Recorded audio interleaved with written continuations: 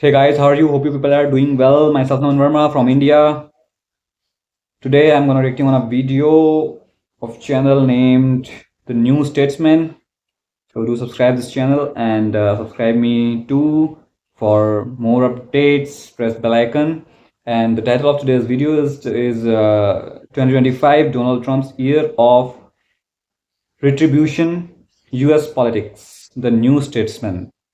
As you people know, Donald Trump is a new president elected in the recent US elections.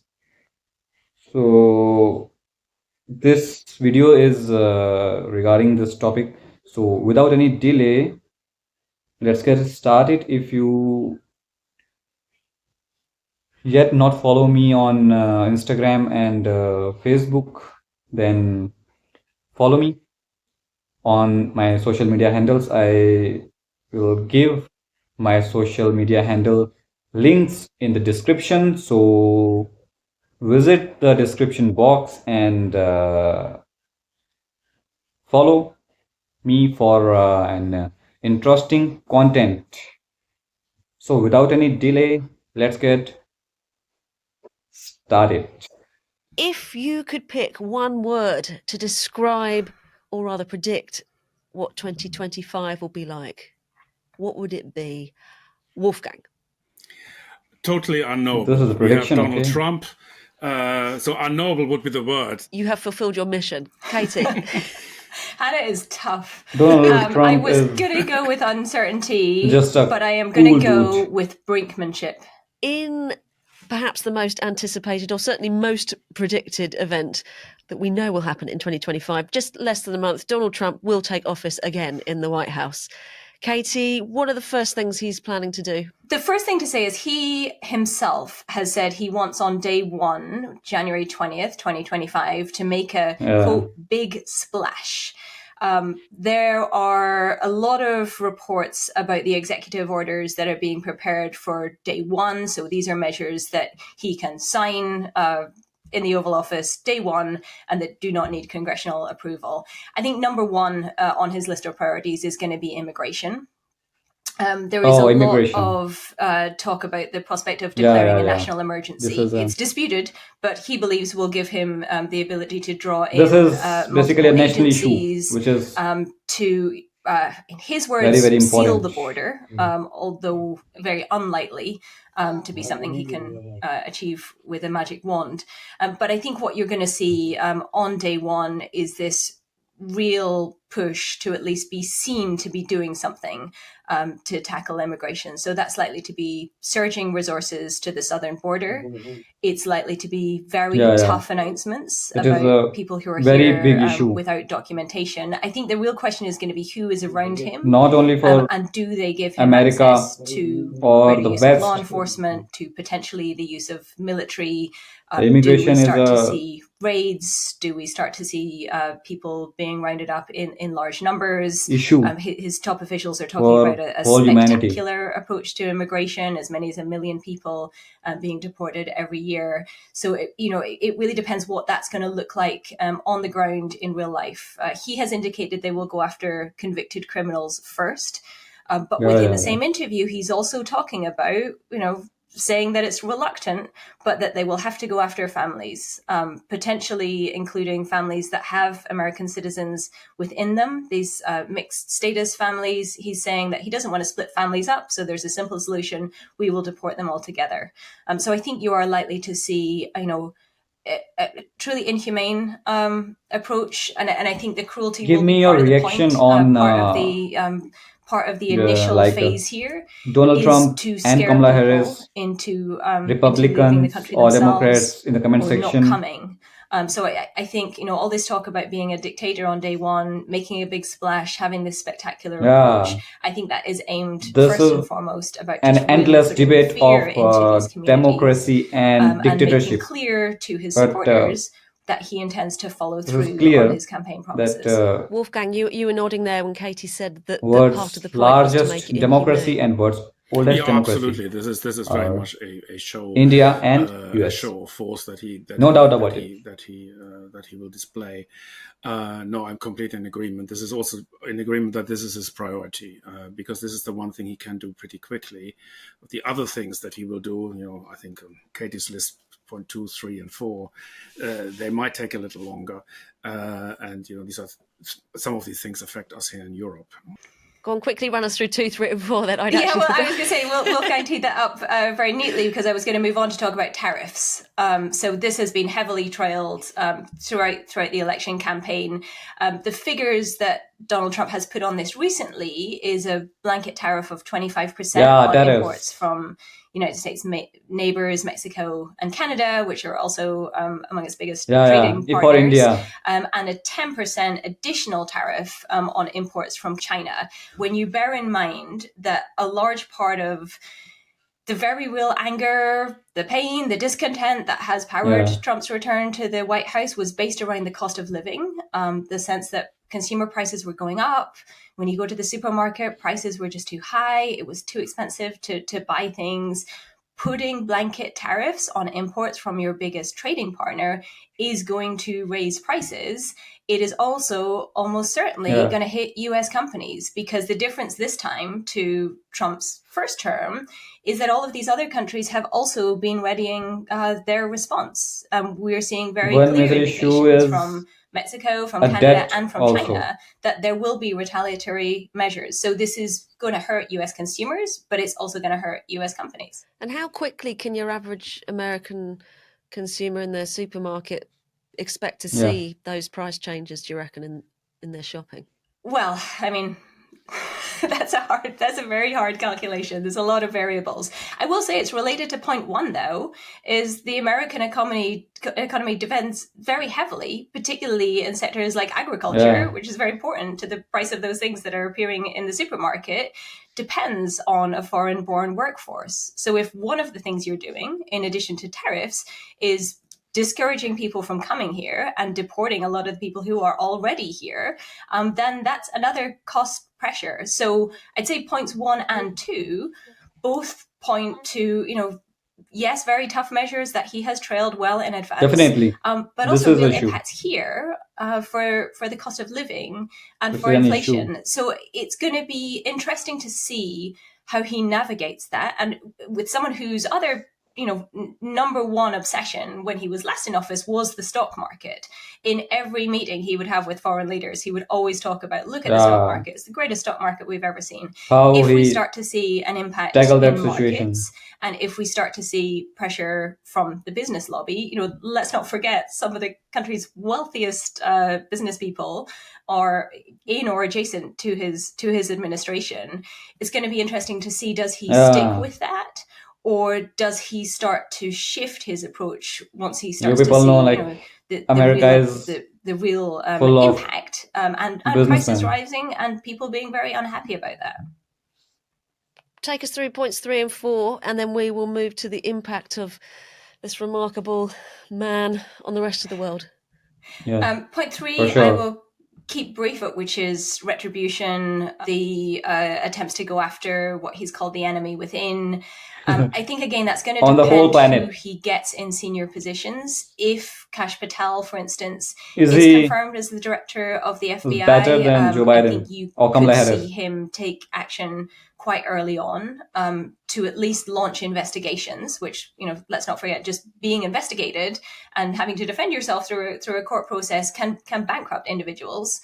So putting people who are perceived as being enemies under the microscope, requiring them to defend themselves, launching these investigations. I think you could start to see that quite early on, along with Trump has talked several times about the idea that he's going to give mass pardons for people who were convicted of rioting in the insurrection in the Capitol in January 6th.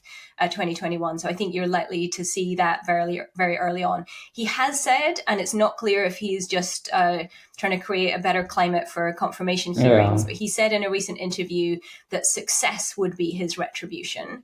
I think slightly watering down this idea that we're going to see a lot of political show trials and political prosecutions. But when you look at some of the people who are going to be in senior positions, I think a lot of people are who would see themselves as being on that enemies list are going to be very concerned about what comes at the start of this administration. And then final point, which we can push to the second section and discuss in more detail, is Ukraine and his approach to Russia, and this again well-trailed promise, difficult to see what happens in real life, that he is going to bring an end to that war within 24 Ukraine hours. war. We are going to discuss that a little bit later on. So, Wolfgang, let me bring you in here, because obviously the President of the United States, his actions or her actions, not yet, that is definitely a disaster for the whole humanity. Has ramifications so guys, here is the the world end of this over, video. not least. So you people tell me that who you support, like Joe Biden or Donald Trump. Donald Trump is very he's a cool dude, and definitely he is a businessman, and he loves wrestling too. So he's a cool dude, definitely. So Joe Biden was becoming old day by day. So this is the reason why Kamala Harris takes in charge of the opposition, that is Democrats. So if I talk about AI, that Narendra Modi ji said about that earlier when he meets with the President Joe Biden before US elections. So this is an era of AI. No, AI means not artificial intelligence. AI means America, India. So Indo-American relations are becoming better day by day. Touchwood, I wanna say this. So I think like PM Narendra Modi ji and Donald Trump are good friends. Definitely, Donald Trump also said that, PM Modi also said that they are like a family, and they both like the hospitality that they get in the countries when the country had visit the two giant nations. One is the world's largest democracy, and one is the world's oldest democracy. So this is the situation, and definitely I can say like a tariff is an issue. Tariff is definitely an issue, and one thing I like about Donald Trump is he is very straightforward. If you follow the geopolitics and know about the American politics, then you can definitely relate to that. What I want to say to you people, he is very straightforward, and he is very harsh for terrorism activities.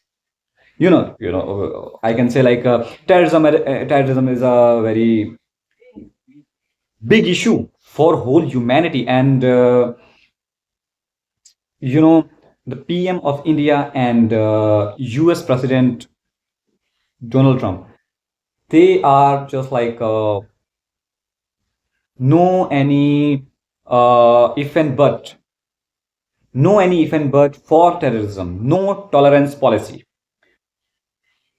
Clear? So that is why this thing of Mr. Donald Trump I like the most, and definitely he's a businessman. And there is one issue, I think, the debt crisis, which is increasing day by day in America. So this is an issue, definitely.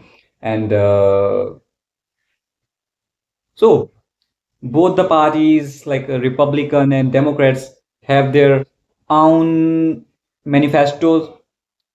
Clear? So in India, we have a lot of parties, like BJP is the world's largest party, and Congress, and so many parties in India. But one thing I like about America is that there are two parties, Republicans and Democrats. So this is a clear mindset. So that is why I can say, like, this is the reason for the development of US having 23 plus trillion GDP at the present time. Yeah. China is not far behind you people, but I think the GDP of China is like 15 or 16 trillions, and India is fifth largest economy, but having 4 trillion GDP. So India needs a boost. So because we have a population of 150 crore, 150 crore is a big number. America, if you know that America is a bigger country land-wise, having a population of, I think, 35 to 36 crores. So resources are easily accessible and available for the whole population of US. But this is not in the case of India. When the if you see India, we have a population of 150 crore. And tell me how a government, how any leader can provide you all the resources to all the population. This is impossible, definitely. So this is the reason, like China, India, you can say the whole Asian countries have one problem of population. They have a population blast. Okay. So West is very aware about that. They are well educated. So that is why they are, well developed. But we are still developing. Why? Because lack of awareness, lack of education, so many social issues are there. So this is the video. Please tell me your perception also on the geopolitics of US. Clear? So because your perception matters. So definitely you write your perception on the comment section. The comment section is open for you people, for all the people. So we'll meet you in the next video. Suggest me more content, more videos like this. Whether you like politics, whether you like prank videos, comedy, or anything, you can comment me in the comment section. So we'll meet you in the next video. Till then, take care. Bye bye. It's me, Naman Verma, signing off from India.